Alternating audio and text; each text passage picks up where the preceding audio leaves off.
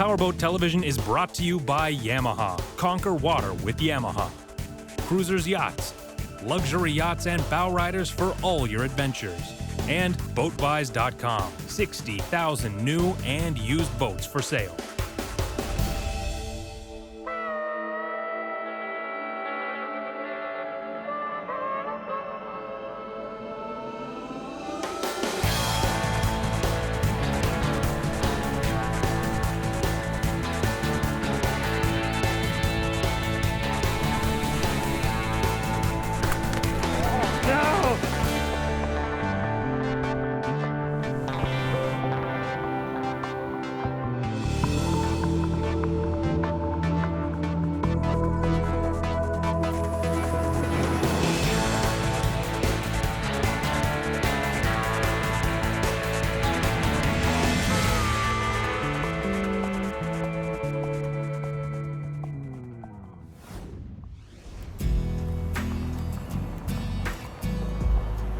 When you hear the word Saskatchewan, you probably think of something like this: combines and wheat fields, or buffaloes, or Saskatchewan Rough Rider fans roaming the prairies.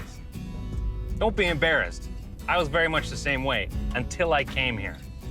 And as it turns out, Saskatchewan may just be Canada's best-kept boating secret. There are thousands of lakes, thousands of boaters of all types, shapes, and sizes. One of the biggest in the south is the T-shaped Lake Diefenbaker, which is about 100 kilometers or 65 miles south of Saskatoon, the largest city in the province. Right at the confluence of the three long fetches that form the T is the town of Elbow. Population, 337. And sheltered in Elbow Harbor is the Lake Diefenbaker Yacht Club. There's a beauty of an old Princecraft here, the Wendaby 2, that takes tourists on cruises, but we opted to hitch a ride with some LDYC members instead. Mike Stensrud has been boating here for more than 20 years and says this lake has it all. This is a riot to sail. It is one of the top 10 sailing lakes on the planet. But when it isn't a good sailing lake, it's an awesome powerboat lake. There's only a couple marinas on the entire lake, but Mike still says it's a boater's paradise. I made a map of all of the bays that are safe to overnight in. What we'll probably do is get you over to Sage. That's where we're headed now. Okay. We tied off to one of the mooring buoys, the club sets out, and headed out in the tender with Dwayne Weeks. I just left office last night as the Commodore. I'm now the past Commodore of Lake Diefenbaker Yacht Club. Oh. Dwayne Weeks' reign of terror is over, people. The lake is safe. Absolutely. Dwayne took us up the winding bay, known locally as a coulee, which remained about 20 feet deep most of the way. So there's three types of ways to come into a coulee like this. You can anchor, you can pin into shore with a stern anchor and diagonal lines, or you can hook onto the mooring buoy. With 900 kilometers or 500 miles of shoreline and tons of these protected spots, this undeveloped lake, which is actually a reservoir, remains virtually unknown outside the region. Yeah, it's really kind of one of Saskatchewan's greatest secrets. The reason there even is a yacht club here comes down to one reason, and two people, one of which is still active with the club. John Hartley and a pal started tying their boats up in the harbor in the 60s, and by year's end, 5 boats totaled their fleet. So they decided to form a club. We were kind of thinking that it would be nice if we could establish some kind of permanency here, that we could maybe have pylons in or that kind of thing, so that we could keep our boats here without any worry about somebody coming along and kicking us out. Today they boast 100 slips and a waiting list nearly as long. And John says the yacht club helped revitalize Elbow, which was hard hit when the lake was created in 1967. Over the years, everything grew, and they have a golf course and a whole bunch of things now, so it eventually brought the town back.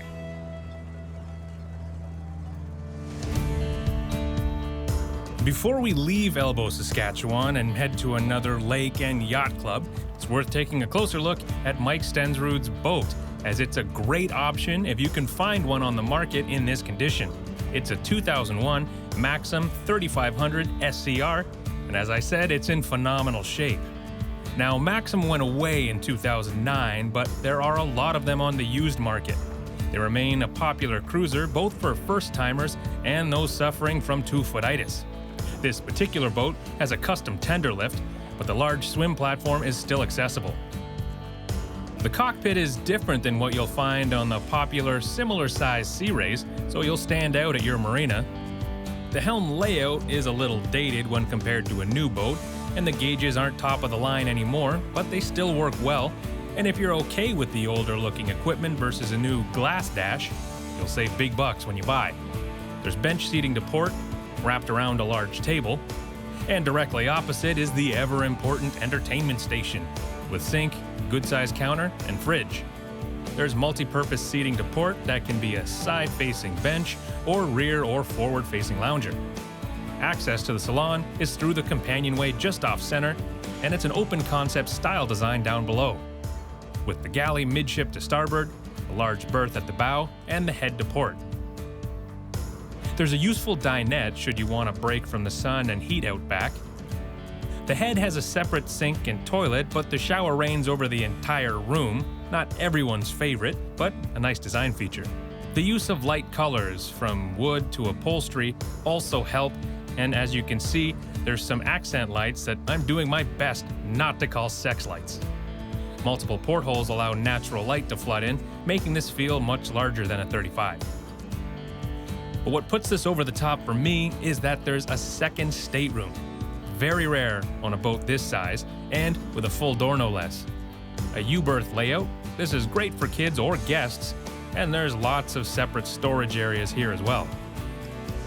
Pushing this Maxum along are twin V8 7.4-liter Mercruisers that are easily accessible for maintenance. Underway, she runs nicely, especially for a boat that's more than 15 years old. The wind was howling across Saskatchewan's Lake Diefenbaker on our test day, proving to be a nice test for the hull. No loud bangs or rattles, even though we hit a few good-sized waves. It depends how well maintained you find your Maxum, but you can expect to cruise around 20 to 24 knots. For the space on board, the open cockpit, and that second stateroom for the kids, the 2001 Maxum 3500 SCR is definitely worth a look.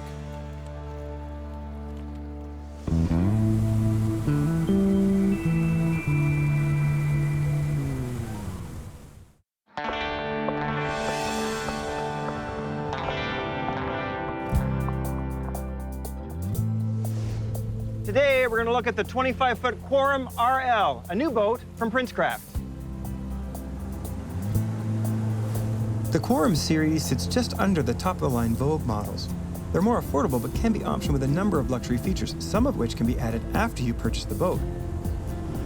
Now, if you're wondering what the RL stands for, it stands for rear lounger.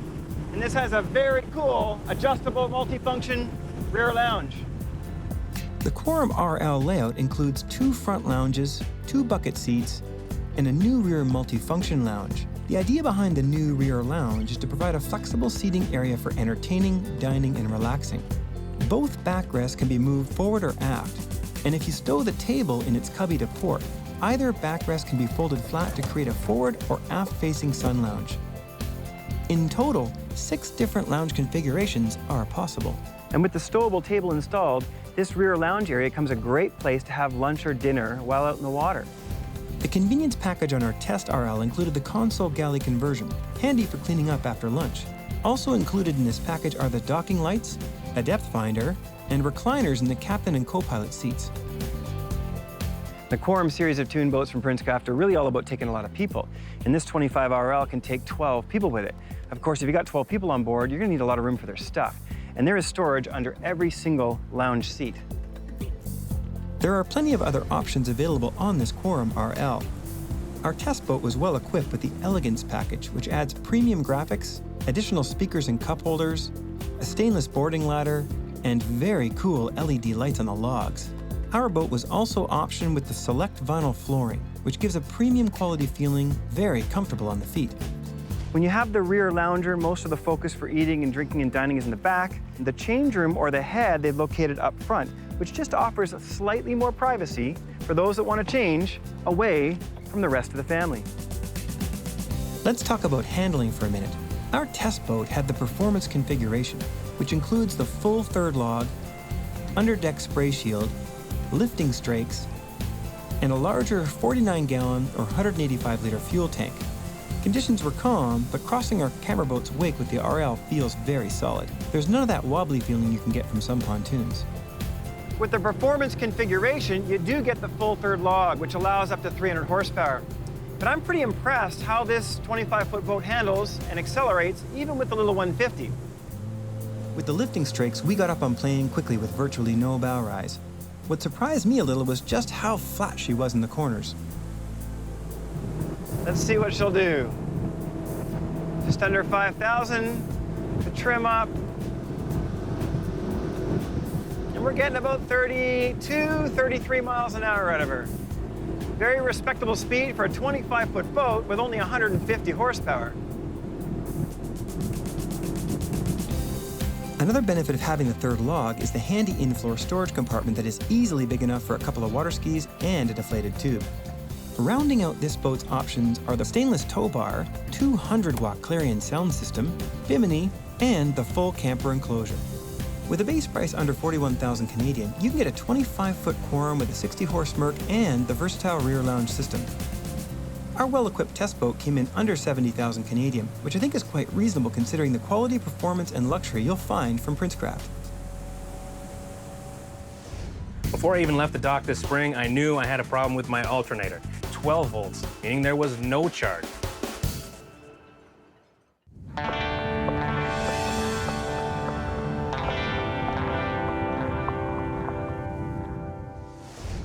Before I even left the dock this spring, I knew I had a problem with my alternator.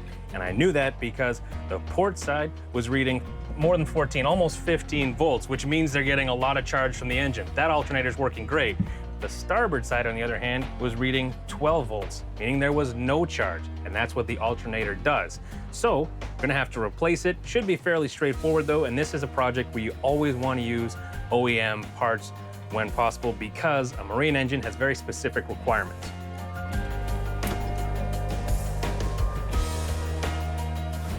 When we're talking access on a boat, doesn't get much easier than this guy right here, but that's the port side. So of course, there's no problem with that one. We're dealing with this guy down here. Now you might be thinking, why bother getting the OEM marine grade alternator? An alternator is an alternator. Yeah, that's true, but the OEM one has the flame arrestor.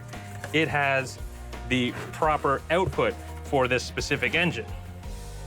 And I know that I'm getting a Mercury Marine part for my Mercruiser engine with the right output, part number right there and everything. And in my mind, paying a couple extra bucks to get the right part versus trying to save a few bucks online is worthwhile because my enjoyment and the safety of my boat and my family on board is worth more than a few bucks saved. So, let's get to it. There's only a few bolts, and then, because the alternator swings on the main bolt, you can slide it down to remove the belt and then shimmy the old one out of there. The wires at the back are a convenient plug-and-play style. You can kind of see all the nasty gunk. Ugh. Has that sort of burnt out, angry smell to it. So this one's garbage, so we can just, no, I'm kidding. But we can see, this actually isn't an original Mercury part. This one is, but, you know, lines up, same spot. It was the right part. Maybe that's why it failed, who knows? So, we go back into the bear pit. It's the exact same process in reverse with the new one, but this is where it gets a little tricky, as you have to line it up with the bolts and deal with keeping the belt on. That's again because of that swing bolt.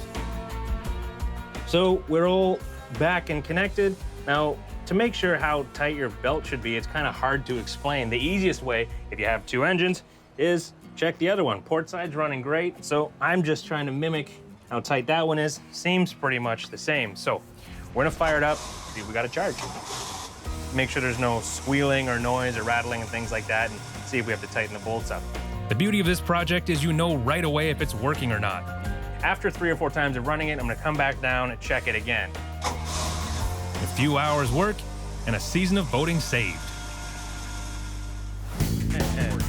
Yeah. Nice. Nailed it.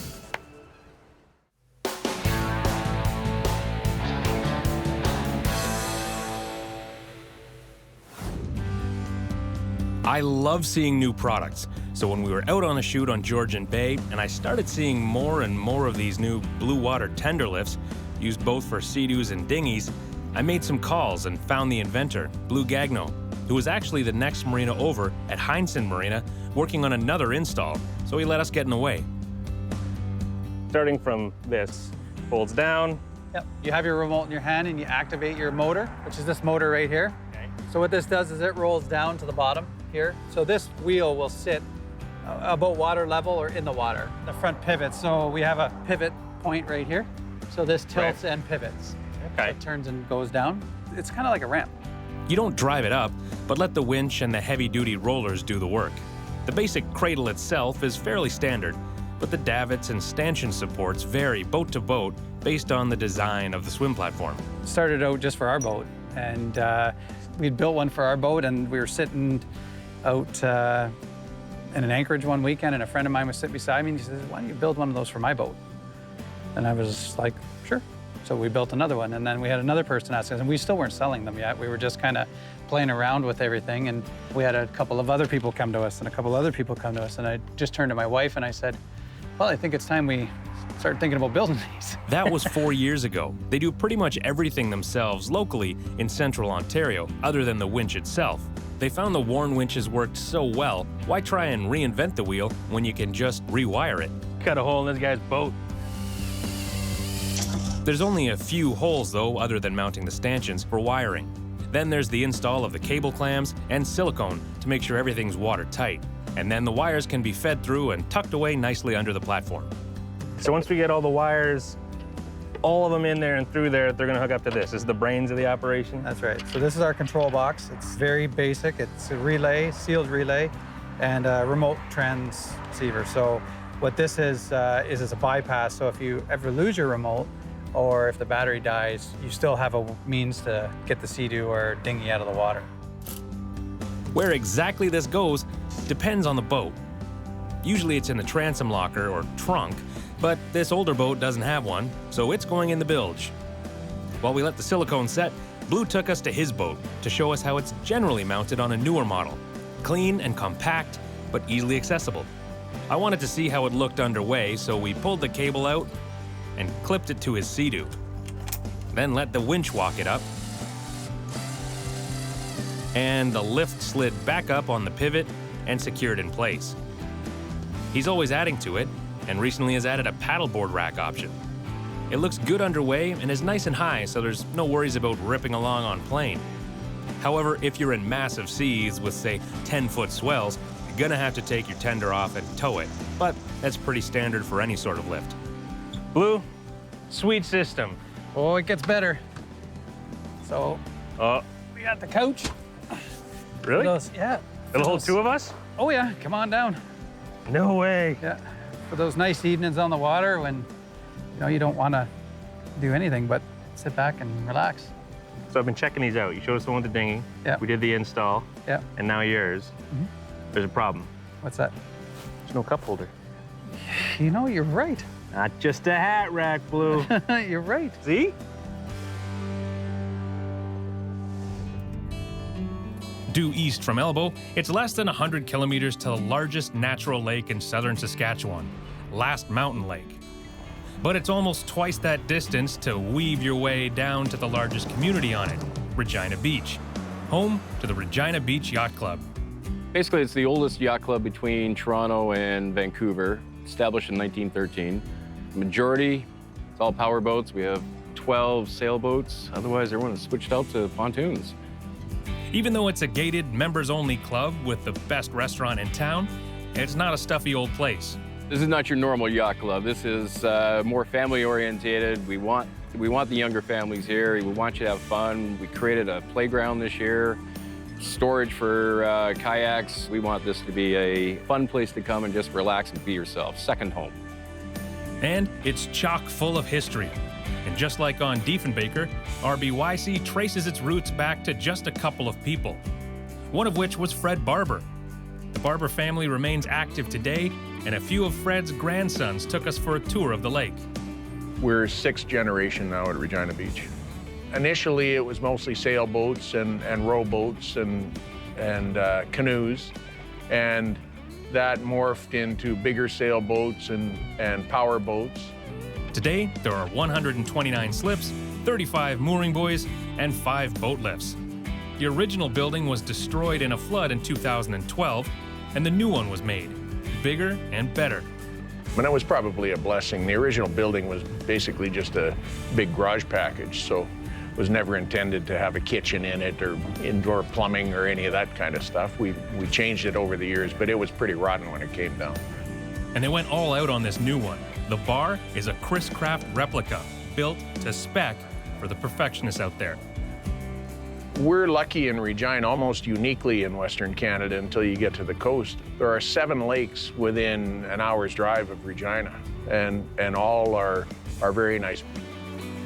There's a lot of seasonal boaters, but there's a lot of people from the capital that come here for day trips on the lake. I'm going to say I think the population's about 1,500 permanent, and summertime it can balloon to 5,000, 6,000, that kind of, a lot of campers. Even with more than 200 square kilometers of water, this, down here, is where the action is. The south end is definitely busier, more developed. It's a deeper basin, more protected. The north end of the lake gets pretty flat. We rounded the bend and headed north into the wide open section where the wind was whipping along well enough to make today an ideal kiteboarding day. And when they saw our TV camera, the tricks started happening closer to the boat. Nice. Nailed it. You, sir, just made PowerBoat Television. Continuing further north, past the fishing boats in the midst of a walleye tournament, we got to the only other marina on the lake, GNS Marina, at Rowan's Ravine Provincial Park. We tied up to the wall and wandered to Mama Bear's Den for lunch. Named after her late mother, the owner, Michelle, refused my bribes for the recipe for bannock, a fried bread popular with Indigenous North Americans, and it made for a delicious burger bun. Heading back south, we saw the lake had calmed way down in terms of traffic. And when we stopped at a local's dock, I realized why. It was game day. The CFL is huge here, and everyone is a Saskatchewan Roughriders fan. Hey, anyone that I work with at the Argos that's watching this, if you're in Saskatchewan, you're a Riders fan. To hell with the double blue. You got the wrong color shirt on there, bro. With about 100,000 lakes, good for everything from surfing to houseboating to world-class fishing, the friendly folks of Saskatchewan's unwillingness to brag has kept this as the best-kept boating secret in all of Canada. But not anymore. Oh, and one last thing.